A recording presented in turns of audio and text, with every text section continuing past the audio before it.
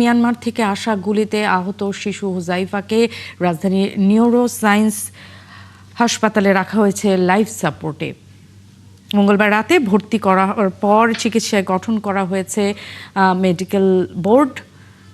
এই বোর্ডের সদস্যরা বলছেন, মাথায় থাকা বুলেট বের করতে গেলে মৃত্যু ঝুঁকি রয়েছে রোগীর। তবে তার শারীরিক অবস্থার উন্নতি করা গেলে শেষে পরিবারের সম্মতিতে বুলেট বের করার চেষ্টা করা হবে।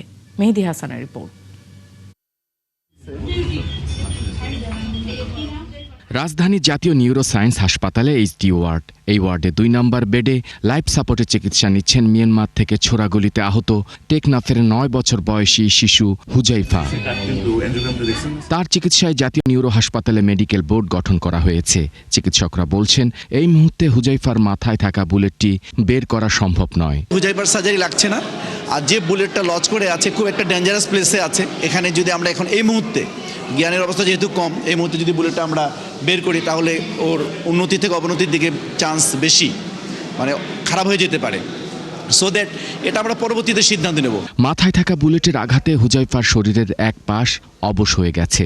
এক পাশের মাথার খুলির কিছু অংশ আলাদা করে রাখা হয়েছে।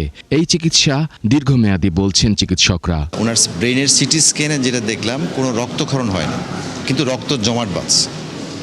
এখন এটাই বুলেট ইঞ্জুরির সাথে রিলেশন কিভাবে, বুলেট ইঞ্জুরিতে কি কেন হলো সেটার জন্য আমরা এনজিওগ্রাম করছি। তো ওখানে একটা জায়গায় সমস্যা পাচ্ছি। এটা বুলেট ইঞ্জুরির কারণে অনেক সময় এরকম হতে পারে। এদিকে হুজাইফার এমন পরিস্থিতিতে হতবিহ্বল স্বজন ও পরিবার। বিদেশে উন্নত চিকিৎসার দাবিও করা হয়েছে পরিবারের পক্ষ থেকে। যতগুলো চিকিৎসার আছে, হেল্প আছে, ওনারা সবটুকু ওনারা করবেন, এটা বলেছেন আমাকে।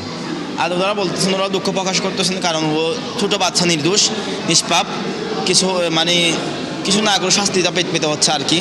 12 জানুয়ারি টেকনাফ সীমান্তে বাড়ির অদূরে মিয়ানমার থেকে আসা গুলি শিশু হুজাইফার ডান পাশের গালে ঢুকে মাথায় বিদ্ধ হয়েছে। হুজাইফা টেকনাফের সরকারি প্রাথমিক বিদ্যালয়ের ৪র্থ শ্রেণীর শিক্ষার্থী। চট্টগ্রাম মেডিকেল কলেজে চিকিৎসার পর ঢাকায় আনা হয়েছে তাকে।